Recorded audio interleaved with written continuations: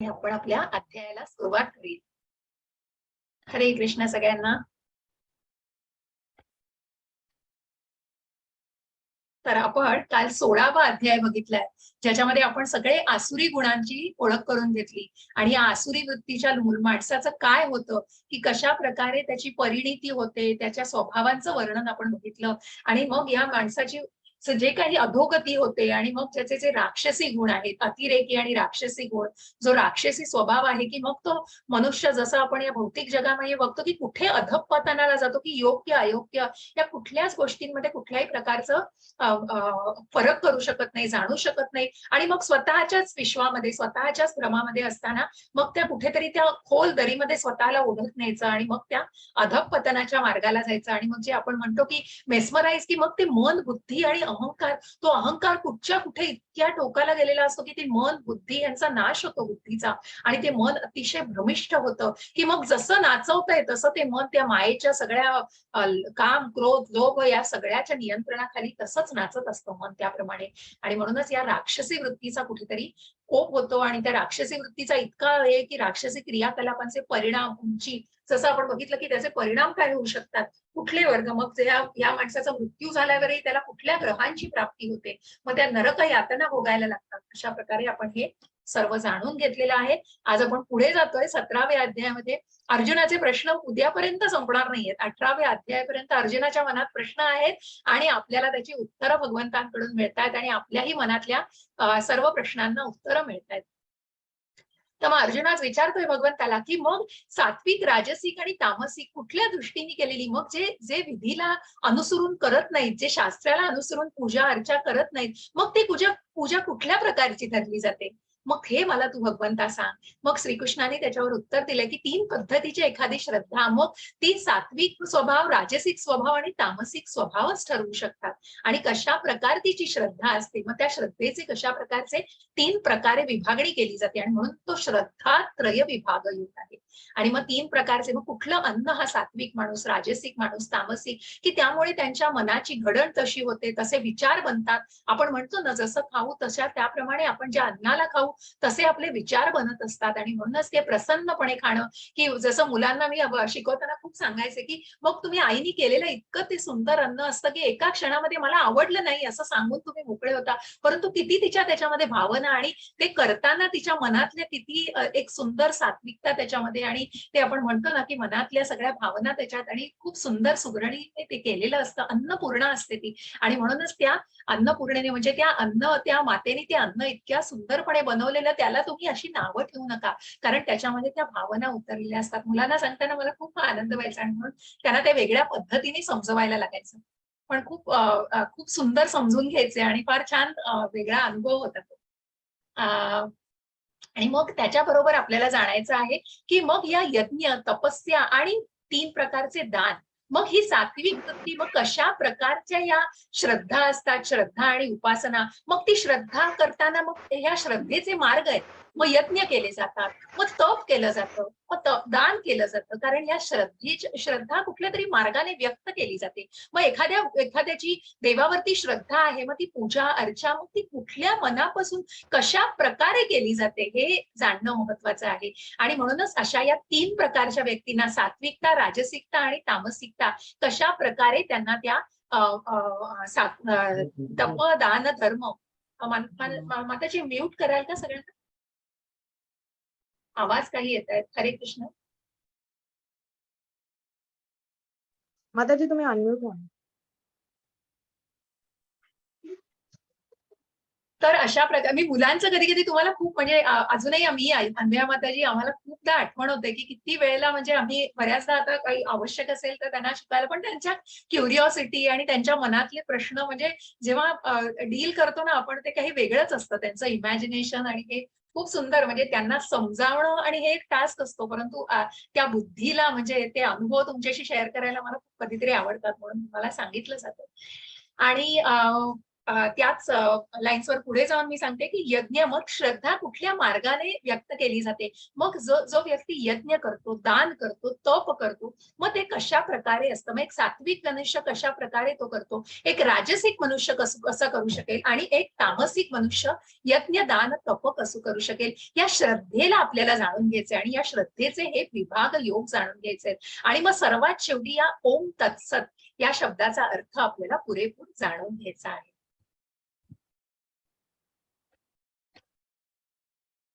हरे कृष्ण माताजी. हरे कृष्ण. अर्जुन म्हणाला, हे श्रीकृष्णा, जी माणसे शास्त्रविधी सोडून श्रद्धेने युक्त होऊन देवादिकांचे पूजन करतात त्यांची मग स्थिती कोणती? सात्विकी, राजसी की तामसी? हरे कृष्ण. हरे कृष्ण. मग शास्त्राला सोडून आता या काही आकृती तुम्हाला दिसतील की मग त्या पद्धतीने मग काही विज्ञान विषयक लिहिलंय, मग इथे मॉन्स्टर असा एक काढलेला आहे की मग कुठल्या पद्धतीने मग ज्या ज्या गोष्टी एखाद्या शास्त्राला किंवा कुठल्याही आता आपण सध्या तर विज्ञान विषयक, आता पुढे जाऊन मी त्या श्लोकावरती तुम्हाला सांगणार आहे त्याची माहिती की कशा प्रकारे मग सात्विक, राजसिक आणि तामसिक हे जर ते पूजन शास्त्राच्या विना केलं, कुठलाही अभ्यास न करता केलं, तर त्याची स्थिती कशी असते. मग हे कुठेतरी आपल्याला दिसतंय बघा की कशा प्रकारे ती स्थिती होऊ शकते, किंवा या आकृतींद्वारे कुठेतरी असं त्याला काही हे नाहीये, बेस नाहीये, आणि मग कुठेतरी ती गुंतागुंतीची किंवा अशा प्रकारचं ते कुठेतरी उपमा देण्यासाठी जाणवलंय. आणि म्हणून हा प्रश्न अर्जुनाच्या मनात उद्भवलेला आहे. त्याच्या मनामध्ये पुन्हा कुठेतरी भ्रम झालाय की मग शास्त्राला आधारित त्यांनी केली नाही, तर मग तो सात्विक स्वभाव आहे, राजसिक स्वभाव आहे का तामसिक स्वभाव आहे. श्री भगवान, मग भगवान त्याचं उत्तर देत आहेत. श्री भगवान वाच, त्रिविधा भवती श्रद्धा देहिनां सा स्वभावजा, भक्त सात्विकी राजसी चैव तामसी चेति तां शृणु. हरे कृष्ण माताजी. हरे कृष्ण. भगवान श्रीकृष्ण म्हणाले, मनुष्यांची ती शास्त्रीय संस्कार नसलेली केवळ स्वभावतः उत्पन्न झालेली श्रद्धा सात्विकी, राजसी व तामसी अशा 3 प्रकारचीच असते. ती तू माझ्याकडून ऐक. हरे कृष्ण. हरे कृष्ण. मग बघा इथे दिलेलं आहे की मग कशा प्रकारे सात्विक, राजसिक आणि तामसिक, मग त्या सात्विक माणसाची भक्ती कशी असेल, प्रेम कसं असेल, कृष्णापर्यंत पोहोचणारं. राजसिक मार्ग कुठेतरी सकाम कर्मामध्ये आहे, कर्मातनं स्वतःला काम, क्रोध मग कुठेतरी त्याच पृथ्वी लोकावरती आहे. आणि मग शुद्ध सत्व, सात्विक आणि राजसिक, हा सात्विक व्यक्ती कुठेतरी शुद्ध सत्वाकडे वळू शकते, कारण त्याच्या मनात त्याच्यामध्ये ती ज्ञान आहे, त्याच्याकडे तो मुक्तीचा मार्ग आहे. त्यांनी जाणलेला आहे जर मी या सुखांमध्ये राहिलो तर मी कुठेतरी या बंधनात अडकणार आहे. आणि कुठेतरी राजसिक व्यक्ती अजूनही त्या सकाम कर्मामध्ये आहे. आणि म्हणून हे चित्र दाखवण्याचं कारण की सत्व, राजसिकता ही सात्विकतेकडे वळू शकते आणि मग सात्विकता शुद्ध सात्विकतेकडे नक्कीच जाऊ शकते. कारण मग हा कामी मनुष्य आहे, हा ज्ञानी मनुष्य आहे आणि हा भक्त आहे. मग हा कामी मनुष्य कुठेतरी सकाम कर्मामध्ये अडकलेला आहे. ज्ञानी आहे, सात्विकता ज्ञानी रूप माणसामध्ये आहे, परंतु काय आहे तर ज्ञानी माणूस कुठेतरी पुन्हा स्वतःच्या सुखामध्ये अजून तो मीपणा नाही गेलाय. कुठेही कृष्ण दिसत नाहीये बघा ह्याच्यामध्ये, कारण तो ब्राह्मण कुठेतरी स्वतःच्या सुखांसाठी ते करतोय आणि म्हणून तो यज्ञ कुठेतरी त्या सुखांमध्ये स्वतःला अडकवतोय. आणि म्हणूनच कुठेतरी तिथे कृष्ण नाहीये, पण जी शुद्ध सात्विकता, त्या गुणातीत तो जातोय. जो सात्विक, राजसिक आणि तामसिक या गुणातीत तो जातोय, तो भक्त आहे. आणि तो अकर्माने ते करतो आहे, तो निष्काम कर्माने ते करतो आहे. आणि म्हणून त्याच्यामध्ये ओतप्रोत अशी भक्ती भरलेली आहे, त्याच्यामध्ये भगवंतांसाठी प्रेम आहे, त्या नामस्मरणामध्ये रुची आहे. आणि म्हणूनच जे काही तो करतोय तो भगवंतांना अर्पण करतो आहे, हे जाणून घ्यायचंय. आणि म्हणून ही कामी, ज्ञानी आणि भक्त मधला हा फरक आहे. म्हणून भगवंत म्हणतायत की मनुष्याची ती शास्त्रीय संस्कार नसलेली केवळ स्वभावतः, मग या त्रिगुणांच्या मुळे जो प्रभाव आहे आणि त्या त्रिगुणांचा प्रभाव असल्यामुळे जे स्वभाव निर्माण झालेत, ज्या मनुष्याचे जे स्वभाव निर्माण झालेत, की एखादी व्यक्ती सात्विक का म्हटली जाते, राजसिक म्हटली जाते, तामसिक म्हटली जाते, कारण मग त्या स्वभावानुसार त्याची ती श्रद्धा असते. आणि मग ती श्रद्धा सात्विकी असू शकते, राजसी असू शकते किंवा तामसी असू शकते. ते तू तत् शृणु, ते माझ्याकडून तू आता ऐक. सत्वानुरूपा सर्वस्य श्रद्धा भवति भारत, श्रद्धामयोऽयं पुरुषो यो यच्छ्रद्धः स एव सः. हरे कृष्ण माताजी. हरे कृष्णा. हे भारता अर्थात भरतवंशी अर्जुना, सर्व माणसांची श्रद्धा त्यांच्या अंतःकरणानुपूर असते. हा पुरुष श्रद्धामय आहे, म्हणून जो पुरुष ज्या श्रद्धेने युक्त आहे तो स्वतःची तोच आहे, अर्थात त्या श्रद्धेनुसार त्याचे स्वरूप असते. हरे कृष्ण. हरे कृष्ण माताजी. मग हे भरतवंशी अर्जुना, सर्व माणसांची श्रद्धा त्यांच्या अंतःकरणानुरूप असते. अंतःकरण बघा, अंतःकरण ज्या मनाने म्हणजे मन, बुद्धी आणि अहंकार, हे जे आतलं मन, हे जे अंत शरीर आहे, त्या अंतरंगाप्रमाणे त्यांची श्रद्धा असते. मग आपण म्हणतो ना की मनातच कुठेतरी त्या मनुष्याला, जसं आता माताजी त्या दिवशी एक सांगत होत्या की मग कुठेतरी त्या सिंधुताई त्यांच्या आई आहेत, त्यांना वाटतंय की त्यांच्या भावाला पण ती श्रद्धा म्हणा, पण कुठेतरी ते संस्कार मग ते लादून नाही चालत. आणि म्हणून तो श्रद्धामय भाव असतो तो कुठेतरी अंतःकरणामध्ये असायला लागतो आणि त्या अंतःकरणानुरूप ती श्रद्धा असते. मग कुठे ते लादले नाही जात भाव त्यांच्यावरती, किंवा त्या व्यक्तीवरती ते लादून चालत नाहीत. हा एक भाग झाला त्याच्यातला. आणि मग हा पुरुष श्रद्धामय आहे, म्हणून जो पुरुष ज्या श्रद्धेने युक्त आहे तो स्वतःच तो आहे. म्हणजेच तो व्यक्ती सात्विक आहे, राजसिक आहे किंवा तामसिक आहे. मग ज्या प्रकारे तो श्रद्धा आता करतो, या चित्रानुरूप ते दाखवलेलं आहे की मग कुठेतरी हे 3 गोष्टी दाखवलेल्या आहेत पुन्हा, सात्विक, राजसिक आणि तामसिक. कुठेतरी आ बैल मुझे, म्हणजे कुठेतरी असं ती गोष्ट की या पृथ्वी लोकावरच स्वतःला कुठेतरी, आणि मग त्या गोष्टींना की जे स्वर्ग सुखामध्ये देवी देवतांची पूजा करतात, मग जे सात्विक लोक असतात ते कुठेतरी सात्विक स्वभावाचे असतात, तर कुठेतरी ते देवी देवतांची पूजा करतात पण कुठलंही वाईट कर्म करत नसतात. आणि मग त्या सत्वनुसार, त्या पुण्याईनुसार त्यांना तो स्वर्गलोक मिळालेला असतो. कुठेतरी राजसिक लोक आपल्या कामामध्येच अडकले, तो सकाम कर्मामध्ये, मला हे उपभोगायचंय, मला या पृथ्वीवरती, मला या भूलोकावरती सगळ्याचा उपभोग घ्यायचा आहे. आणि मग ह्या नरक यातना म्हणजे काय, की या ज्या तामसिक वृत्ती असते ती कुठेतरी या नरकामध्ये, या चित्रानुसार आपल्याला ते अजून क्लिअर झालं. यजन्ते सात्विका देवान अन्य अक्षरक्षांसी राजसहा प्रेतान भूतगणाश्चान्ये यजन्ते तामसा जनः. हरे कृष्ण माताजी.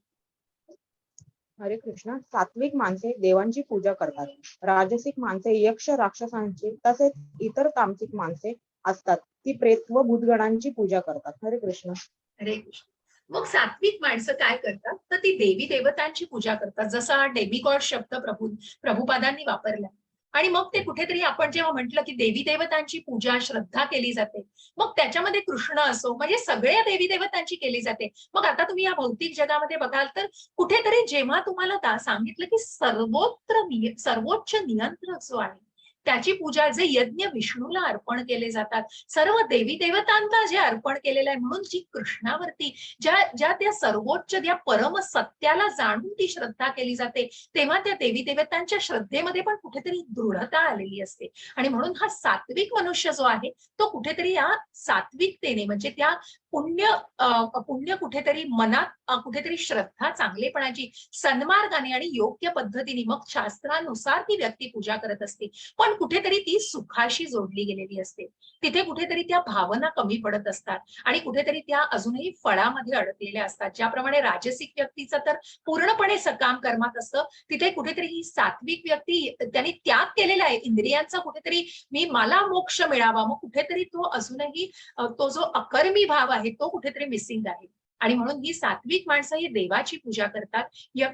राजसिक माणसं ही यक्ष राक्षसांची किंवा आपण व्यक्तिपूजा म्हणतो, मग वेगवेगळ्या प्रकारचे ज्या सकाम कर्मामध्ये अडकलेल्या असतात त्या प्रकारे त्या पूजा केल्या जातात. आणि तामसिक व्यक्ती मग अघोरीपणा, हो हा कुठेतरी बघा की आपण खूप ऐकतो, अशी जादू केली आहे, तसं शिकलेले आहेत, हे शास्त्र शिकलेले आहेत, मग कुठेतरी दुसऱ्याला इजा पोहोचवण्यासाठी मग अशीही शास्त्र या जगामध्ये आहेत की खरोखर अजूनही आपण गावागावांमध्ये ऐकतो की कुठेतरी ब्लॅक मॅजिक, कुठेतरी काळी जादू, कुठेतरी ही विद्या केली जाते. मग या गोष्टी कुठेतरी अनुभवास मग ती वृत्ती, कारण ह्या कुठेतरी हे अशा गोष्टींनी की ती तामसी वृत्ती की मला या माणसाला इजा पोहोचायची आहे, आणि या माणसाला, जसं माणूस माणसाच्या जीवावर उठलेला आहे ज्या जगामध्ये, या भौतिक जगामध्ये, जे आपण तामसिक वृत्तीच्या ज्या अतिरेकी लोक आहेत, जे राक्षसी वृत्तीचे आहेत, ते मग या भूत प्रेत भूत गणांची पूजा करतात. कारण कुठेतरी ती अघोरी विद्या अवलंबलेली असते, कुठेतरी ते ज्ञान अघोरी पद्धतीने, आणि कुठेतरी अज्ञान असतं त्याच्यामध्ये,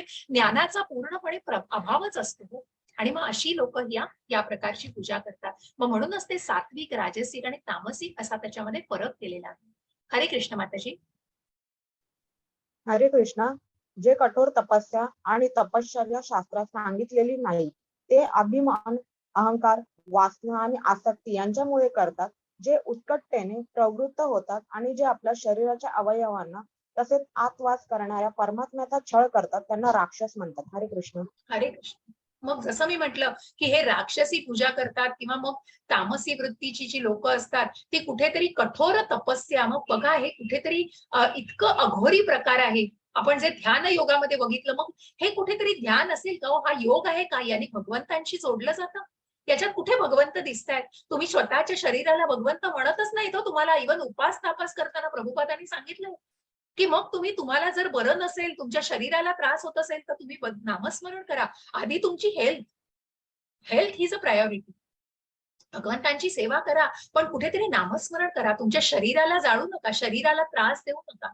आणि म्हणूनच ते कुठेतरी या व्यक्ती अभिमान, अहंकार, वासना, आसक्ती यामुळे या सगळ्या गोष्टी करत असतात. आणि म्हणून ते उत्कटतेने प्रवृत्त होतात, जे आपल्या शरीराच्या अवयवांना आत वास करणाऱ्या परमात्म्याचा देखील ते छळ करतात.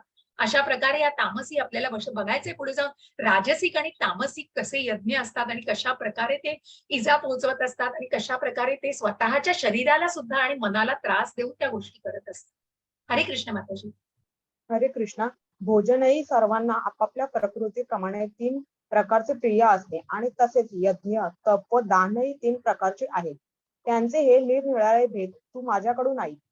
आयुष्य, बुद्धी, बळ, आरोग्य, सुख आणि प्रीती वाढवणारे, रसयुक्त, सिद्ध, स्थिर राहणारे, स्वभावतः मनाला प्रिय वाटणारे असे भोजनाचे पदार्थ सात्विक पुरुषांना प्रिय असतात.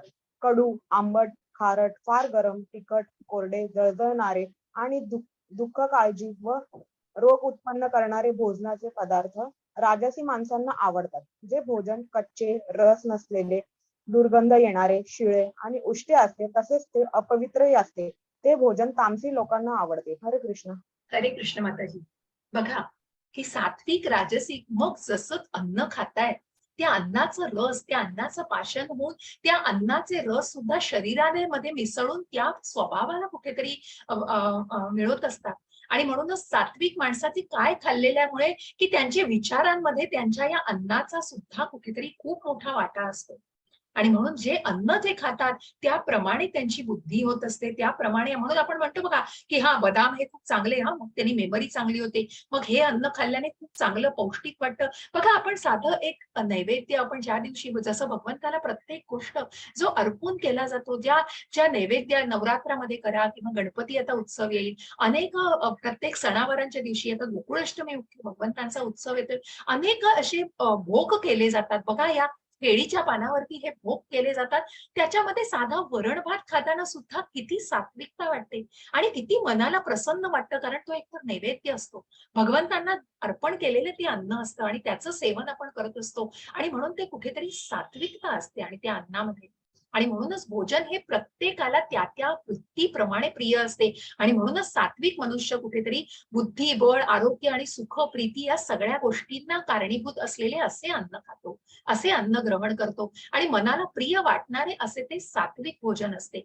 कडू, आंबट, खारट, फार गरम, तिखट, जळजळीत, बघा या मिरची वगैरे, मग कुठेतरी राजसिक, तामसिक, कारण ती आसक्ती, ती वासना. बघा आपण म्हणतो या आता जगामध्ये, भौतिक जगात आपण पूर्वीचं एक जनरेशन बघतो आणि आताची जनरेशन बघा, हे फास्ट फूड निघालंय.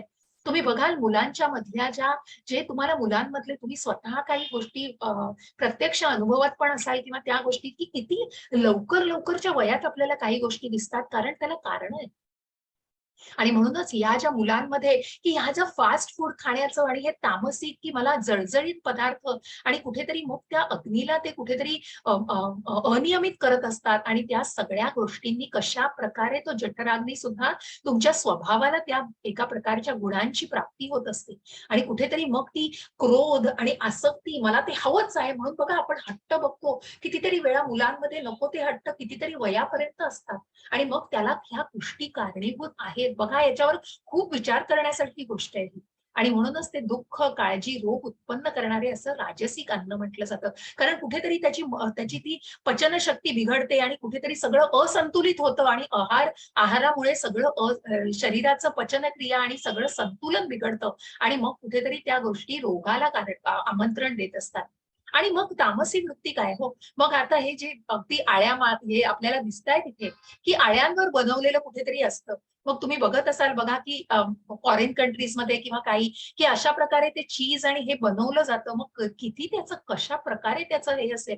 लोक काय वाटेल ते खातात किंवा मग ते दुर्गंध येणारं असू शकतं, शिळं असू शकतं, उष्ट असू शकतं. अशा अपवित्र अन्नाला कुठेतरी त्या याने सुद्धा त्याचे स्वभाव बनत असतात आणि म्हणूनच या अन्नाला किती महत्व आहे, की जे तुम्ही खाताय ते कुठलं अन्न आहे, सात्विक, राजसिक आहे का तामसिक आहे. त्या अन्नानुसार सुद्धा तुमचा स्वभाव घडायला खूप आवश्यक, तुमचा स्वभाव घडण्यास सुद्धा तेवढंच अभिप्रेत असतं आणि तेवढंच त्याच्यामध्ये त्याची कुठेतरी त्या गोष्टीचा अन्नाचा खूप मोठा वाटा असतो त्याच्यामध्ये.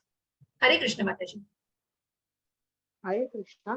जो शास्त्र विधीने नेमून दिलेला यज्ञ करणे कर्तव्य आहे असे मनाचे समाधान करून फळाची इच्छा न करणाऱ्या पुरुषांकडून केला जातो तो सात्विक यज्ञ होय. हरे कृष्ण.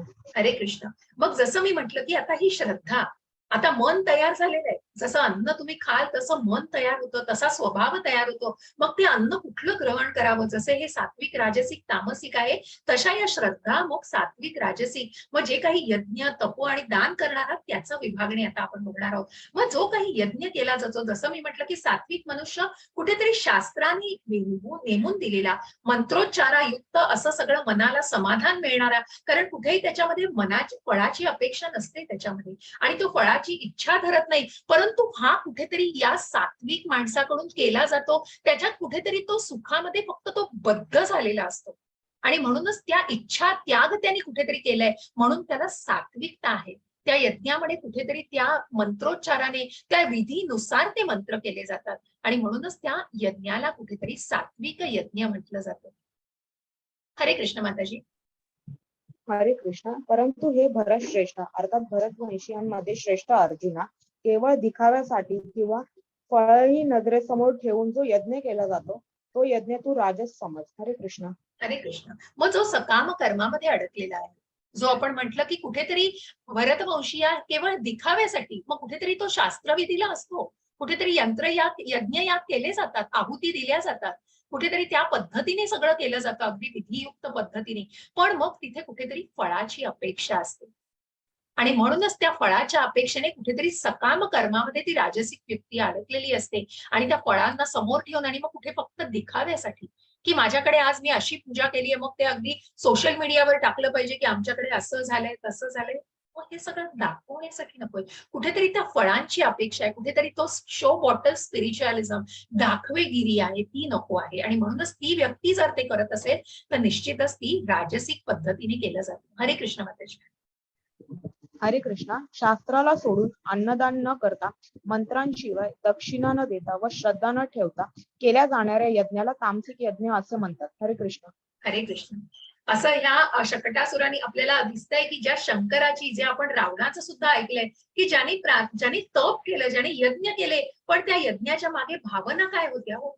कुठल्याही प्रकारचं मंत्र जप आणि नाही, फक्त मला हे हवं आहे आणि मला हे हिरण्यकश्यपूचं आपण बघणार आहोत कशा प्रकारे त्यांनी तप केलंय. त्याच प्रकारे कुठेतरी अघोरी, की तू मला हे कर, नाहीतर मी स्वतःला काहीतरी करून घेईन आणि स्वतःला काहीतरी अशा प्रकारे अघोरी पद्धती करून त्या यज्ञाला आणि त्याच्यातनं मग भगवंताला प्रकट करण्याची कुठेतरी इच्छा व्यक्त केली जाते आणि म्हणूनच त्या मंत्राशिवाय दक्षिणा न देता, श्रद्धा न ठेवता कुठेतरी तो तामसिक पद्धतीने केलेला यज्ञ असतो.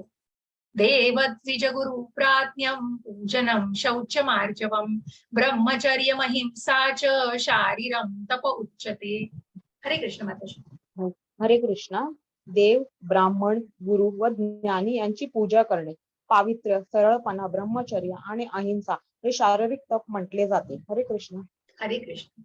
मग कशा प्रकारे तप केलं जातं, जे आपण यज्ञ बघितलं, मग यज्ञ याग केले जातात, ते कुठेतरी सात्विक मनुष्य फळांच्या अपेक्षेशिवाय आणि कुठेतरी मंत्र यज्ञ सगळं व्यवस्थित शास्त्र पद्धतीने करतोय. राजसिक व्यक्ती पण करते, पण कुठेतरी फळांची अपेक्षा आहे, कुठेतरी सकाम कर्मामध्ये दाखवेगिरी आहे त्याच्यामध्ये. आणि तामसिक वृत्ती तर काय हो, की यज्ञ याग करण्यामागे तर खूप अघोरी प्रकार येतो, जो आपण अघोरी प्रकार, मग कुठेतरी त्याच्यामध्ये सगळी इंटेन्शनच, त्याची उद्दिष्टच खूप चुकीची असतात आणि त्याच बेसिसवर तो यज्ञ केले जातात.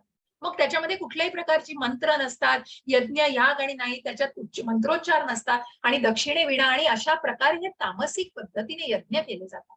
मग तप कसं केलं जातं? मग हे तप असतं शारीरिक तप, मानसिक तप आणि वाचिक तप. आणि म्हणूनच या शारीरिक तपाचं काय, तर शारीरिक तप म्हणजे काय, तर देव, ब्राह्मण, गुरु, ज्ञानी यांची पूजा करणं. ज्या श्रीला प्रभुपाद जे ज्ञानी सगळ्यांना कृष्ण भावनेचा प्रसार करतायत प्रत्येकाच्या मनामध्ये, अशा प्रकारे त्यांची पूजा, अशा ज्ञानी व्यक्तीची पूजा करणं आणि त्यांना साष्टांग दंडवत करणं. आणि म्हणूनच पावित्र्य, सरळपणा, ब्रह्मचर्य, अहिंसा हे शारीरिक तप म्हटलं जातं.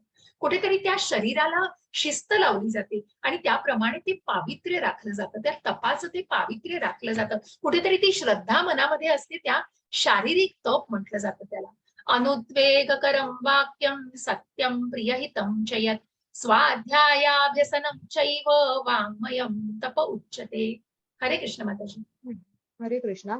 जे दुसऱ्याला न बोचणारे, प्रिय, हितकारक आणि यथार्थ भाषण असते ते, तसेच वेदशास्त्रांचे पठण व परमेश्वराच्या नाम जपाचा अभ्यास हे वाणीचे तप म्हटले जाते. हरे कृष्ण. हरे कृष्ण. मग जसं शारीरिक तप, पावित्र्य, ब्रह्मज्ञान किंवा सगळं ज्ञान जाणून आणि कशा प्रकारे भक्तीने उपासना केली जाते आणि त्या व्यक्तीला जसं प्रभुपादांची कशी, की प्रभुपादांना पूर्णपणे तसा रिस्पेक्ट देऊन आणि त्याप्रमाणे मान देऊन त्या गुरुची पूजा केली जाते, त्यांना वंदन केलं जातं. त्याचप्रमाणे मग जे वाचिक तप, जे युधिष्ठिर महाराज आपल्याला चित्रामध्ये दिसतंय, की धर्मराज प्रत्यक्ष आणि कधीही सत्याशिवाय ते काहीही बोलले नाही, असं हे वाचिक तप, की मग ते कुठल्याही प्रकारे दुसऱ्याला बोचू नाही शकत, सगळ्यात प्रिय, हितकारक, यथार्थ पद्धतीने बोललेलं असतं. कारण आपण म्हणतो बघा, जे शब्द आहेत ते बाणाप्रमाणे असतात.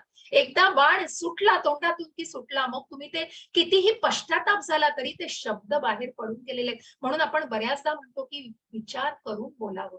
आणि कुठेतरी जे व्यक्ती जी जी काही तुम्ही उच्चार करताय, ज्या काही तुम्ही समोरच्या व्यक्तीशी बोलताय, ते 10 वेळा विचार करा मनामध्ये. त्याचे परिणाम काय आहेत किंवा काय होणार आहे, म्हणून कुणाला त्यांनी हर्ट होणार आहे का, कुणाला ते बोचणार आहे का. खूप कठीण आहे या भौतिक जगामध्ये या गोष्टींचं पालन करणं, पण खूप आवश्यक आहे. कुठेतरी तुम्ही त्याच प्रकारे स्वतःला कंट्रोल करू शकता आणि म्हणूनच त्या प्रकारे तुम्ही त्या त्या त्या संवादामध्ये स्वतःला त्याप्रमाणे वाचिक तप केलं जातं. आणि म्हणूनच वेदशास्त्रांचं पठणाने, या अभ्यासाने, परमेश्वराच्या नाम जपाच्या अभ्यासाने हे निश्चितच वाचिक. कारण ज्याच्या वाचीवर, ज्याच्या वाणीमध्ये परमेश्वराचं नामस्मरण, ज्याच्या जिभेवर रुची आहे परमेश्वराच्या नामस्मरणाची, त्याच्याकडून कधीही अपशब्द येऊच शकणार नाही. आणि म्हणून हे तप करायचंय, म्हणून हे सामर्थ्य करायचं की तितकं वाढवायचंय. हो, आपण तर या भौतिक युगात आहोत, आपण या सगळ्या निगुणांच्या प्रभावाखाली बद्ध झालेलो आहोत आणि म्हणून हे किती आवश्यक आहे, या वाणीचं तप करणं हे अशा प्रकारे आवश्यक. आणि मग मानसिक तप कसं आहे, मनाची तपस्या कशी आहे. हरे कृष्ण माताजी. हरे कृष्णा. आणि शांतता, साधेपणा, गुरुत्वाकर्षण, आत्मनियंत्रण आणि विचारांची शुद्धता ही मनाची तपस्या आहे. हरे कृष्ण. हरे कृष्ण. मग ज्याप्रमाणे आत्मनियंत्रण आणि गुरुत्वाकर्षण, साधेपणा, निर्मळपणा, मनातल्या निर्मळ भावना, मन इतकं सात्विक, ही खूप सुंदर गोष्ट आहे जी मी नक्कीच तुम्हाला सांगेन, की या जसं मी म्हटलं की शुकदेव गोस्वामींनी, ज्यांनी व्यास मुनींच्या पत्नीच्या उदरातून जन्म घेतला, गर्भाशयातून जन्म घेतला, ते शुकदेव गोस्वामी 16 वर्ष त्या मातेच्या गर्भात राहिले. कारण काय होतं, की ज्याप्रमाणे त्यांनी भागवत ऐकलं आणि ज्या कथा त्यांनी ऐकल्या होत्या, त्यानुसार त्यांना इतकी उत्सुकता, ज्या जिज्ञासू व्यक्तीबद्दल आपण बघितलं 7व्या अध्यायात, ते शुकदेव गोस्वामी. आणि त्या शुकदेव गोस्वामींच्या मनामध्ये इतकी उत्कंठा होती भगवंतांना, परंतु ते कुठेतरी या भौतिक जगात जन्म द्यायला घाबरत होते, की काय होईल या भौतिक या जगामध्ये जन्म घेतल्यावर. आणि म्हणून 16 वर्षांनी प्रत्यक्ष भगवंत त्यांना सांगायला आले, की तू काळजी करू नकोस, तू जन्म घे. त्या मातेचा त्रास भगवंताला सहन नाही झाला आणि म्हणूनच कुठेतरी त्यांनी विनंती केली, कुठेतरी त्यांनी सांगितलं शुकदेव गोस्वामींना, की तुम्ही आता जन्म घ्या. आणि मग 16 वर्षानंतर त्या मातेच्या गर्भातून जन्म घेतलेला आहे शुकदेव गोस्वामींनी. परंतु बघा, की तो जन्म घेतल्या घेतल्या शुकदेव गोस्वामी पळत सुटले ना. त्यांनी स्वतःला, माता पित्याला सुद्धा बघण्याची इच्छा त्यांनी मनामध्ये नव्हती, कारण कुठेतरी भगवंतांविषयी जिज्ञासा होती फक्त. आणि म्हणून त्या जिज्ञासेपोटी ती तिथून पळत सुटले आणि ते पळता पळता एका तलावाच्या बाजूनी जात होते. आणि त्यांच्या मागे तुम्हाला दिसतंय बघा, व्यासमुनी सुद्धा पळत, की आपल्या मुलाने जन्म दिलाय, त्या मुलाला आपल्याला बघता पण नाही आलंय. आणि असा हा मुलगा पळत सुटला होता. पळता पळता एका तलावाच्या नदीच्या ठिकाणी तिथून जात असतात शुकदेव गोस्वामी. तिथे काही स्त्रिया तिथे अंघोळ करत असतात नदीच्या पाण्यामध्ये. परंतु बघा, ज्या ज्या वेळेला ते शुकदेव गोस्वामींना तिथून बघतात जाताना, तेव्हा त्या स्त्रिया स्वतःवरती वस्त्र पांघरत नाहीत. कारण त्या सात्विकता, त्या मनामध्ये इतकी निरागसता असते, की एखादं मूल आईकडे कसं आपल्या बघेल, इतकी ती निरागसता असते त्या मनामध्ये. आणि त्या त्या त्या कुठेतरी त्या चेहऱ्यावरती आणि ते जे भाव असतात, आणि म्हणून त्या स्त्रिया स्वतःला झाकत नाहीत शुकदेव गोस्वामी आले तरी. कारण कुठेतरी ती सात्विकता, मनाची शुद्धता इतकी असते. नुकतेच जन्म घेऊन ते अक्षरशः त्या जिज्ञासू वृत्तीने पळत पळत सुटलेले असतात. आणि त्याच पाठोपाठ जेव्हा व्यासमुनींना स्त्रिया बघतात, तेव्हा ते क्षणात आपल्या अंगावरती वस्त्र घेतात. कारण व्यासदेव सुद्धा तितकेच शुद्ध आहेत, पण कुठेतरी ते गृहस्थाश्रमामध्ये आहेत. आणि म्हणूनच त्या भावनेने ते स्त्रिया स्वतःला लगेच वस्त्रावर हस्ताने झाकून घ्यायला बघतात. आणि हेच बघायचे की ही सात्विकता.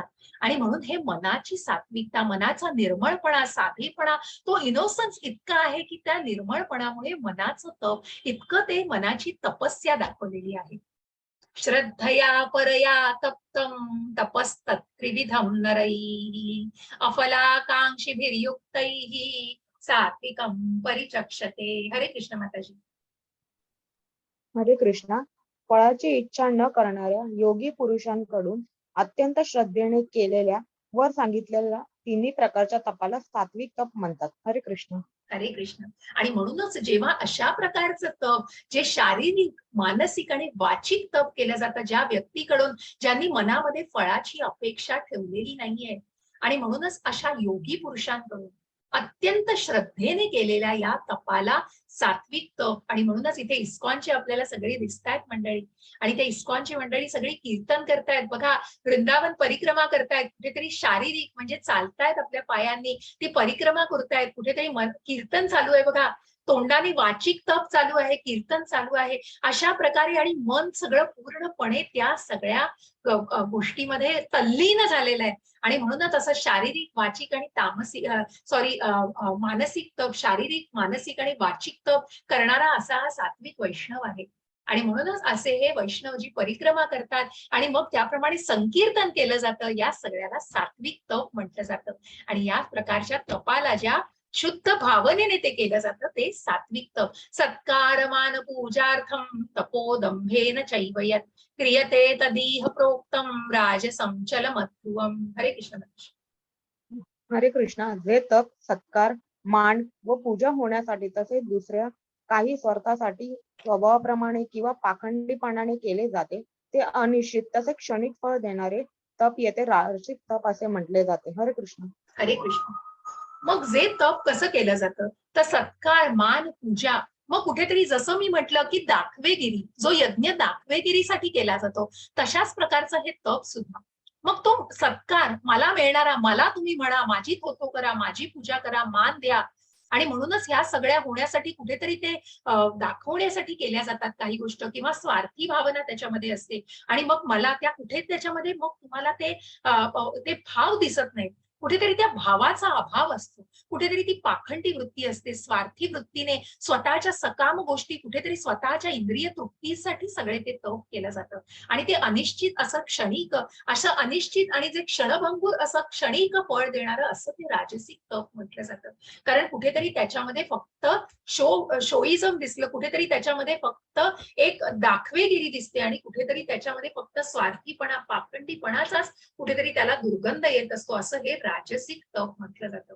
मूढग्राहेणात्मनो यत् पीडया क्रियते तपः परस्योस्तादनाथर्तनार्थं वा तत्ताम समुदाहृतम्. हरे कृष्ण माताजी. हरे कृष्ण. जे तप मूर्खतापूर्वक हट्टाने मन, वाणी आणि शरीर यांना कष्ट देऊन किंवा दुसऱ्यांचे अनिष्ट करण्यासाठी केले जाते, ते तप तामसिक तप म्हटले गेले आहे. हरे कृष्ण. हरे कृष्ण. मग या चित्रात कोण दिसतंय तुम्हाला? मी मगाशी सांगितलं, उल्लेख केला होता. कोण दिसतंय चित्रामध्ये? हरे कृष्ण. कोण दिसतंय? माहितीये कोणाला? हिरण्यकश्यपू, अगदी बरोबर शुभम प्रभूजी. तर या हिरण्यकश्यपूने की कशा प्रकारे मला तिन्ही ग्रहांचं आणि तिन्ही लोकांचं मला कुठेतरी नेतेपरी आणि मला पूर्णपणे वर्चस्व हवं आहे, त्या एका हेतूने कुठेतरी ते अमरत्व घेण्यासाठी त्यांनी ते तप केलेलं होतं भगवंतांकडून, ते अमरत्व स्वीकारण्यासाठी की मला मृत्यू नाही आणि मला अमर व्हायचं आहे. आणि हे तप त्यांनी कुठल्या प्रकारे, तर त्या भावनेने केलेलं असतं आणि मूर्खतापूर्वक हट्टाने मन वाणी शरीर यांना कष्ट देऊन कुठेतरी बघा शरीराच्या फासड्या झालेल्या आहेत आणि कुठेतरी त्या सगळ्या आतले अवयव सुद्धा दिसतील इतकं कुठेतरी शरीराला क्लेश दिलेले आहेत आणि कुठेतरी फक्त दुसऱ्याचं अनिष्ट, ज्यांच्या स्वतःच्या मुलाला ते किती वेळेला मृत्यूच्या तोंडी देत असतात, असे हे हिरण्यकश्यपू, ज्यांचं हे तामसिक तप म्हटलेलं आहे, जे अघोरी आणि किती भयंकर कष्टदायक आणि स्वतःच्या शरीराला, मनाला आणि वाणीला असं यातना देणारं असं ते तप म्हटलं जातं. दातव्यमिति यद्दानं दीयते नुपकारिणे देशे काले च पात्रे च तत्तानं सात्विकं स्मृतम्. हरे कृष्ण माताजी. हरे कृष्ण. कर्तव्यपोटी परताव्याची अपेक्षा न ठेवता योग्य वेळी आणि स्थळी आणि योग्य व्यक्तीला दिलेले दान सात्विक मानले जाते. हरे कृष्ण. हरे कृष्ण. आणि म्हणूनच हे आपल्याला इस्कॉनची लोक दिसत आहेत बघा, की अनेक दान केलं जातं, अनेक गोष्टींचं, की मग कर्तव्य भावना, परताव्याची अपेक्षा ठेवली जात नाही कुठल्याही प्रकारची. आणि मग आता हे दान जाणून घ्यायचंय, जसं आपण यज्ञ जाणलं, तप जाणलं, तसं मग देण्याची दानत कशी असते, मग एका सात्विक माणसाची दानत कशी असेल, जसं आपण त्यांचं सात्विक तप बघितलं, की ज्यांचं वाचिक, शारीरिक आणि मानसिक तप कशा प्रकारे वैष्णवाचं आपण बघितलं, त्याच प्रकारे कशा प्रकारे ही व्यक्ती दान करते.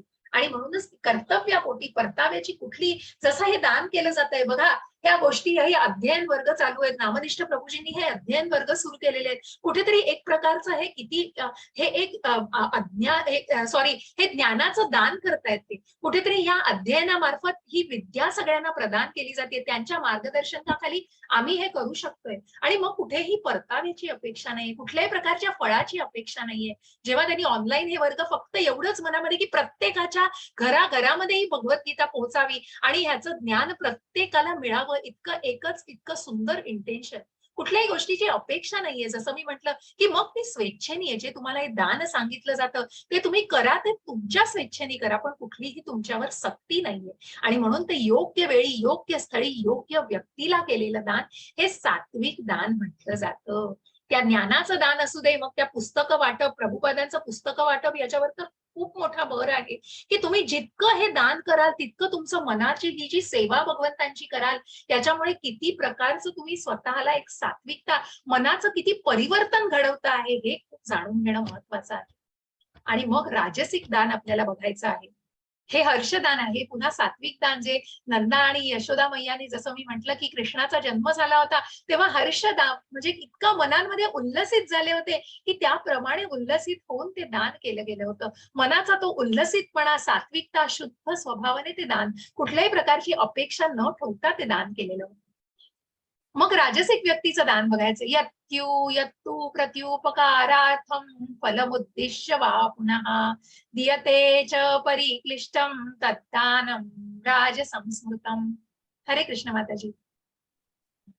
हरे कृष्ण. परंतु जे दान क्लेशपूर्वक प्रत्युपकाराच्या हेतूने अथवा फळ नजरेसमोर ठेवून दिले जाते ते दान राजसिक म्हटले आहे. हरे कृष्ण. हरे कृष्ण. मग बघा, प्रत्येक ठिकाणी दाखवेगिरी, मग त्या यज्ञाच्या ठिकाणी दाखवेगिरी, तप करताना दाखवेगिरी, आणि मग त्या फळाची अपेक्षा ठेवून ते दानही तसंच केलं जातं बघा हो. ते मूल अक्षरशः भुकेने ग्रासलंय, भुकेने इतकं तडपतंय, तुम्हाला द्यायचंय मग द्या, तर हा सेल्फी काढतोय ना मनुष्य. कारण कुठेतरी ते सोशल मीडियावर गेलं पाहिजे ना, की मी इतकं दान केलंय, मी इतकं पुण्य कमवलंय आणि मी एवढ्या शाळांना इतकं डोनेशन दिलंय, इतक्या अपंग शाळांना मी इतक्या व्हीलचेअर्स दिल्या, किंवा इतकं हे दिलं, इतकं अन्नदान केलं. का? त्याची गाजावाजा न करता तुम्ही ते सात्विक, तुम्ही ते स्वतःच्या मनाला एक समाधान देण्यासाठी पण करू शकता, पण नाही. कुठेतरी उपकार केल्याची भावना दाखवता येते मन बघा. त्या व्यक्ती किती भुकेने त्या चारही जणांच्या मनात चेहऱ्यावरचे भाव बघा आणि या व्यक्तीचे भाव, की कुठे जाणण्याचा प्रयत्न केलाय का, की त्यांना काय खरंच हवंय आणि आपण ते लगेच किती दिलं पाहिजे. आणि म्हणून त्याच्यामधल्या त्या भावना खूप महत्वाच्या आहेत. आणि ते कुठेतरी क्लेशपूर्वक प्रत्युपकाराच्या हेतूने आणि फळ समोर ठेवून केलेलं दान असतं. त्याला राजसिक दान म्हटलं जातं. आणि मग हे तर काय हो, आदेश काले यद्दामं पात्रेभ्यश्च दीयते असत्कृतमवज्ञातं तत्ताम समुदारुतम. हरे कृष्ण माताजी. हरे कृष्ण. अपवित्र ठिकाणी, अयोग्य वेळी, अयोग्य व्यक्तीकडे किंवा योग्य लक्ष आणि आदर न देता केलेले दान हे अज्ञानतेचे आहे असे म्हणतात. हरे कृष्ण. हरे कृष्ण. बघा ही व्यक्ती मग कुठेतरी स्वतःला स्वतःच्याच विश्वात पूर्णपणे गेली आणि काय त्यांना हवंय तर किती चुकीच्या गोष्टींचं डिमांड केली जाते. आणि अशा प्रकारचं दान जर केलं गेलं एका व्यक्तीकडून तर ते किती हानिकारक आहे. अशा जर आपण म्हणतो ना ज्या अंमली पदार्थांचं आणि या सगळ्याचं त्या गोष्टी जे दारूचे अड्डे काढतात, जे क्लब तयार करतात आणि वेगवेगळ्या क्लब्सना आणि वेगवेगळे आपण बघतो हे स्पॉन्सर्स आहेत जिथे हे सेवन केलं जातं या गोष्टींचं आणि त्यासाठी जर दान केलं गेलं तर ते एक प्रकारचं अयोग्य वेळी अयोग्य व्यक्तीने अयोग्य व्यक्तीला योग्य लक्ष आदर न देता त्याचा विचार पुढचा मागचा केला नाही ते तामसी हो. कारण अज्ञान आहे त्याच्यामध्ये सगळं. यांनी काय होणार आहे, यांनी त्या व्यक्तीवर परिणाम काय होतील, आपण जे करतोय त्याच्यातनं त्याला काय भोगायला लागेल, त्या कुठल्याही गोष्टीचा विचारच केला जात नाही. आणि त्या अज्ञानामध्ये ते जे दान केलेलं असतं ते फक्त तामसिक दानच म्हटलं जातं. आणि म्हणूनच या यज्ञ दान तप यज्ञ दप दान हे श्रद्धेने ज्या श्रद्धा आहेत त्या कशा प्रकारे सात्विक, राजसिक आणि तामसिक या प्रकारे विभागल्या जातात. हरे कृष्ण माताजी. हरे कृष्णा. सृष्टीच्या प्रारंभापासून परम परम सत्य दर्शवण्यासाठी ओम तत्सत हे 3 शब्द वापरले गेले आहेत. हे 3 प्रतिकात्मक निरूपण ब्राह्मणांनी वेदांच्या स्त्रोतांचा जाप करताना आणि परमात्म्याच्या समाधानासाठी यज्ञ करताना वापरले होते. हरे कृष्ण. हरे कृष्ण. बघा मग हे जे वापरले गेलेले शब्द आहेत त्या 23वा श्लोक ऐका बरं का. ओम तत्सदिति निर्देशो ब्रह्मणस्त्रिविध स्मृतः ब्राह्मणास्तेन वेदाश्च यज्ञाश्च विहितः पुरा. मग सृष्टीच्या प्रारंभापासून ज्या ज्या ब्रह्मांनी ही सृष्टी निर्माण केलेली आहे, परम परम सत्य दर्शवण्यासाठी ज्या ब्रह्मांनी या सृष्टीची निर्मिती केली, ज्यांना ही जबाबदारी दिलेली होती, जे निर्माता प्रत्यक्ष भगवंत आहेत आणि भगवंतांचे पुत्र ब्रह्मा, ज्यांना भगवंतांनी आज्ञा केलेली की या सृष्टीची निर्मिती करायची आहे, त्या ब्रह्मांनी सुद्धा जेव्हा या सृष्टीची निर्मिती करताना या शब्दांचा वापर केलेला आहे, या हरी ओम तत्सत. मग या ओम तत्सत या शब्दांमध्ये काय दडलंय हे आपल्याला जाणून घ्यायचंय. हे शब्द जेव्हा त्यांना ही जबाबदारी दिली गेली तेव्हा ही जबाबदारी ही पूर्णपणे व्यवस्थित पार पाडणं गरजेचं आहे, कुठलाही अडथळा न येता जेव्हा या गोष्टी केल्या जातात. म्हणून ती गोष्ट जेव्हा त्या गोष्टीची सुरुवात जेव्हा ओम तत्सत त्या ओम मध्ये प्रत्यक्ष भगवंतांना ते अर्पण केलं जातं. आणि म्हणूनच त्या प्रतिकात्मक रूपाने निरूपण ब्राह्मणांनी वेदांच्या स्तोत्रांचा जप करताना आणि परमात्म्याच्या समाधानासाठी तो यज्ञ करताना या या शब्दांचा वापर केला जातो. आणि म्हणून त्या ओम तत्सत या शब्दांना किती महत्व आहे. हरी जे नाव भगवंतांचं नाव घेऊन पुढे ज्या ओम पासून आणि त्याची पण खूप सुंदर संकल्पना आपल्याला ऐकायची. आणि म्हणूनच जे यज्ञ केले जायचे, जे यज्ञ तप ज्या प्रत्येक यज्ञाची आपण म्हणतो हरिओम गणपतये नमः किंवा प्रत्येक ओम त्याचं प्रत्येक गोष्टीची ओम नमः शिवाय हे आपण मंत्र जप तर म्हणतोच, परंतु अनेक वेदांचा, अनेक मंत्रांचा, अनेक आपण रुद्र किंवा काही जे यज्ञ करताना जे मंत्र म्हटले जातात त्या सगळ्या यज्ञांमध्ये त्याची सुरुवात ही ओम या शब्दाने केली जाते. आणि म्हणून कुठेतरी जेव्हा हे जग ही सृष्टी निर्माण करताना सुद्धा ब्रह्मांनी या शब्दांचा वापर केलेला होता. ओम तत्सत. जसं आपण म्हणतो की टेलिफोनची निर्मिती झाली तेव्हा टेलिफोन सुरू केला, ज्याने टेलिफोनचा ग्राहक ज्यांनी संशोधन केलं त्यांनी हॅलो म्हटलं, तो हॅलो शब्दच सगळे वापरतो ना आपण, की हातात फोन घेतला की हॅलो, मग त्या हॅलो शब्दाला म्हणून कुठेतरी ही सुरुवात. तसा एक नुसतं अभिप्रेत म्हणून सांगितलं आहे की उपमा देण्यासाठी एक वर्णन केलंय त्यांच्यामध्ये आणि ते उदाहरण दिले उदाहरणादाखल. आणि म्हणूनच या ब्रह्मांचीच आपण फॉलोअर्स आहोत आणि म्हणूनच त्यांचेच आपण मनुष्य जी निर्मिती केलेली आहे ज्यांनी, त्यांचंच आपण फॉलोअर्स आहोत, त्यांचंच आपण अनुसरण करतो, त्याच गोष्टींना आपण स्वीकारतो आणि म्हणूनच आपण त्या वेदशास्त्रांमध्ये ओम तत्सद या गोष्टींचा वापर करतो. हरे कृष्ण माताजी. हरे कृष्णा. अशा प्रकारे परमात्माला प्राप्त करण्यासाठी दिव्यवादी लोक त्याग, दान आणि तपस्या करतात. नेहमी ओमने सुरुवात करतात. ओम इति एतद ब्रह्मणो नेदिष्टमः नाम. पहिले ध्येय सूचित करते ओम म्हणजे विष्णू. हे सर्वोच्च ध्येय सूचित करण्यासाठी वैदिक स्त्रोतांच्या सुरुवातीला ठेवलेले आहे. हरे कृष्ण. हरे कृष्ण.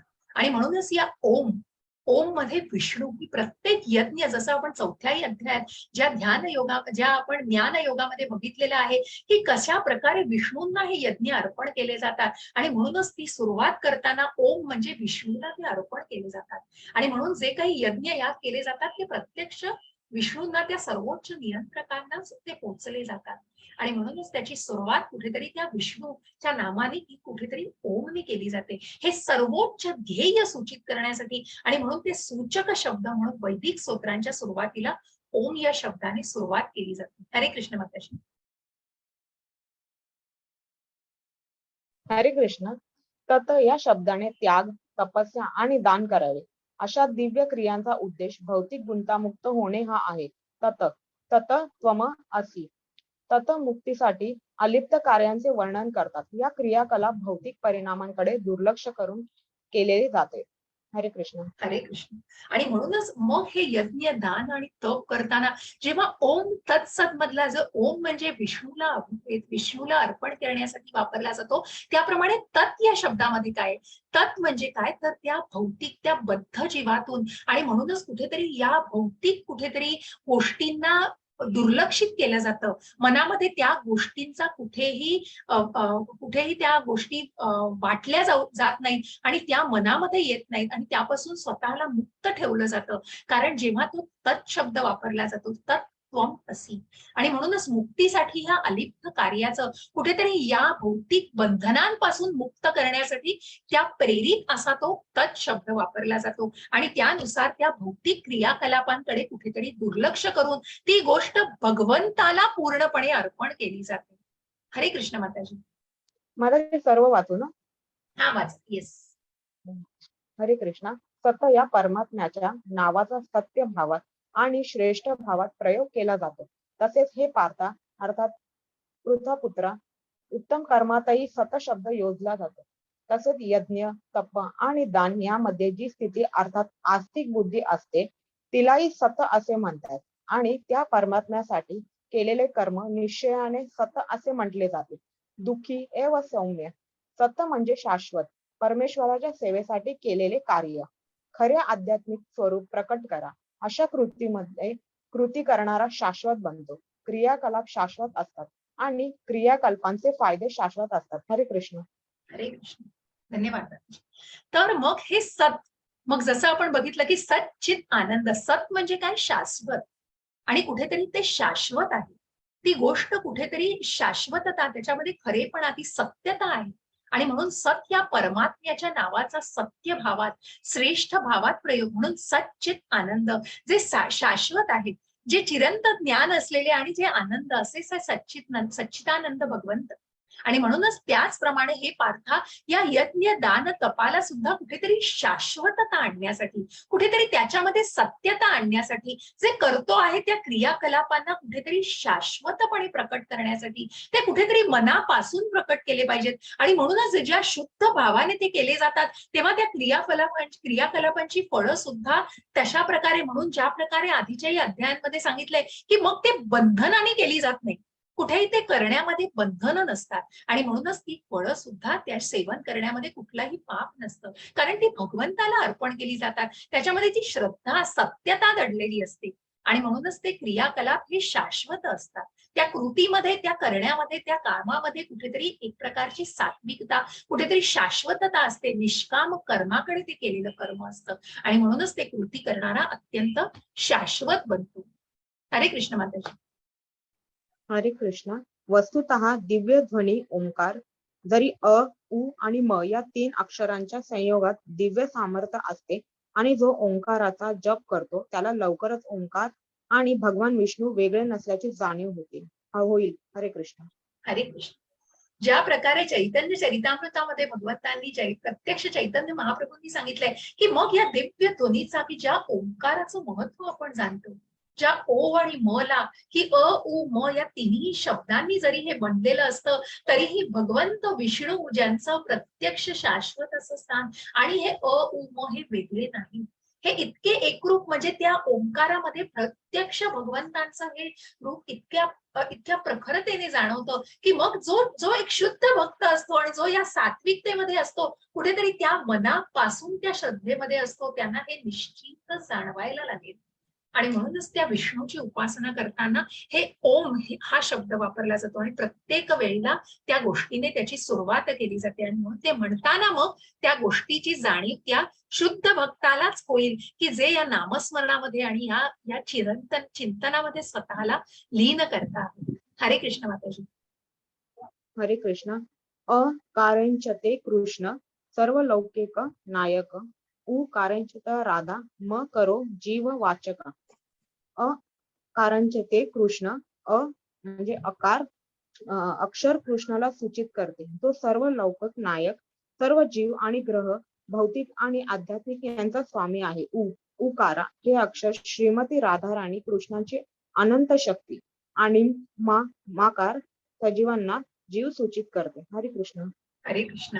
बघा किती सुंदर संलग्नता दाखवलेली आहे. अत्यंत सुंदर ही उपमा आहे की मग अ उ मध्ये काय दडलेलं आहे, तर प्रत्यक्ष म्हणजे काय, उ म्हणजे काय आणि म म्हणजे काय, की ज्या जीवाशी ज्या ब्रह्म जे आहे त्या ब्रह्म आणि परब्रह्माची ज्या परमात्म्याचं खूप सुंदर प्रकारे असं संलग्नता आणि हा संयोग आहे. आणि म्हणून म्हणजे प्रत्यक्ष कृष्ण सगळ्याचा स्वामी जे आहेत आणि सर्व जीव सगळ्या ग्रह लोकांचा स्वामी आणि राधा राणीची जी सुंदर भावना, ज्या उकारामध्ये जी भावना श्रीमती राधा राणीचा जो आनंद, जो सच्चित आनंद त्या वृत्तीमध्ये दडलेला आहे, ती राधा राणी प्रत्यक्ष त्या उ मध्ये आहे आणि तो जीव आहे तो मकार आहे. जी पराशक्तीमध्ये ज्या जीवाची भगवंतांनी उत्पत्ती केलेली आहे अशा या तिघांचा तो सुंदर असा संयोग म्हणजे अ उ म असं सुंदर असं त्याचं विश्लेषण केलेलं आहे आणि सुंदर उपमा दिलेली, सुंदर त्याचं वर्णन केलेलं आहे.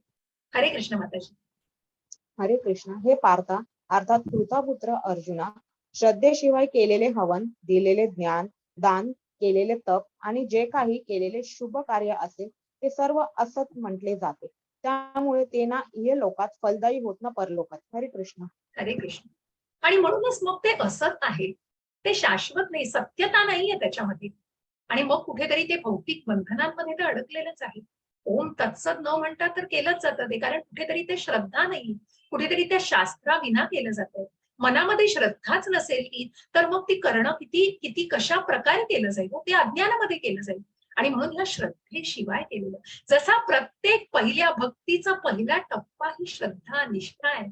ती श्रद्धा मनात असली तरच मार्ग पुढे सुकर होतो. आणि म्हणून या श्रद्धेशिवाय जर दान, यज्ञ आणि तप केले गेले तर ते निश्चितच असत म्हटले जातात. आणि म्हणूनच ते जे काही केलेले शुभ कार्य असेल ते असत म्हटलं जातं. आणि मग ते ना तुम्हाला इहलोकात ना परलोकात अशा कुठल्याही लोकामध्ये ते फलदायी होऊ शकत नाही. कुठल्याही चांगल्या भावनेने ते केलेलं नसतं आणि कुठेतरी ती असत पद्धतीने केलेलं असतं. आणि म्हणून त्या शास्त्राचा का महत्व आहे हे जाणणं महत्वाचं आहे. आणि म्हणून ही सात्विक, राजसिक आणि तामसिक प्रकारची श्रद्धा आपण जाणलेली आहे, पण कुठेतरी ती योग्य मार्गाने करणं हे अत्यंत आवश्यक असतं. नाहीतर त्याच्यामध्ये जर ती सत्यता नसेल, ती शाश्वतता नसेल तर ते असत म्हटलं जातं. हरे कृष्ण. इति सप्तदशोध्याय समाप्तः. अशा प्रकारे आपण या श्रद्धेला वेगवेगळ्या प्रकारचे विभागणी बघितलेली आहे आणि या 3 प्रकारच्या सात्विक, राजसिक आणि तामसिक प्रकारच्या श्रद्धा आपण बघितलेली आहे. इथे 17वा अध्याय संपतोय. आपला 18वा अध्याय उद्या सुरू होणार आहे. तिथेही अर्जुनाचे प्रश्न अजून संपलेले नाहीयेत. खूप सुंदर असं विश्लेषण आहे, त्याच्यामध्येही सुंदर असं निरूपण केलेलं आहे. आपण 18वा अध्याय उद्या बराच मोठा आहे, कारण त्याच्यामध्ये बरेच श्लोक आहेत, जवळजवळ 76 श्लोक आहेत. परंतु माझा विचार आहे की ते श्लोक कुठेतरी 2 दिवसामध्ये घ्यावे. तर तुम्हाला सगळ्यांना मी कुठेतरी एक चॅटमध्ये मला उत्तर द्या बऱ्याच मेजॉरिटीनी, की तुम्हाला सगळ्यांना उद्या आणि परवा ते 18वा अध्याय डिवाइड करून घेतला तर चालणार आहे. कारण खूप मोठा अध्याय आणि मला कुठेतरी तुमच्याशी मग वेळ देता येईल. आपल्याला परवा थोडासा जास्त वेळ देऊन मी तुमच्याबरोबर संवादही साधू शकेन, तुमचे प्रश्न घेऊ शकेन. नाहीतर मग ऑलरेडी 1.5-2 तास झाले की पुढे वेळ देणं कठीण जातं आणि लगेच भेटणंही कठीण असतं. तर त्याच्यामुळे तुम्हाला सर्वांना चालेल का ते?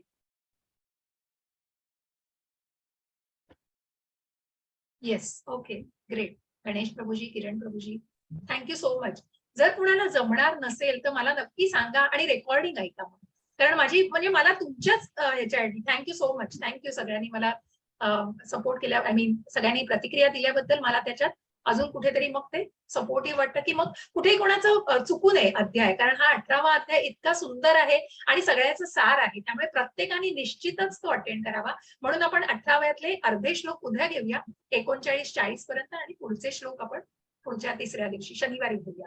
आणि आपण नक्की तो अध्याय संपवून मी 18 म्हणजे तुम्हाला परवा शनिवारी थोडा वेळ देऊन आपण संवादही साधता येईल. तुम्हाला मी पुढच्या काही टप्प्यांविषयी माहिती सांगू शकेन आणि काही तुमचे प्रश्न असतील तर निश्चितच ते पण मी घेऊ शकेन.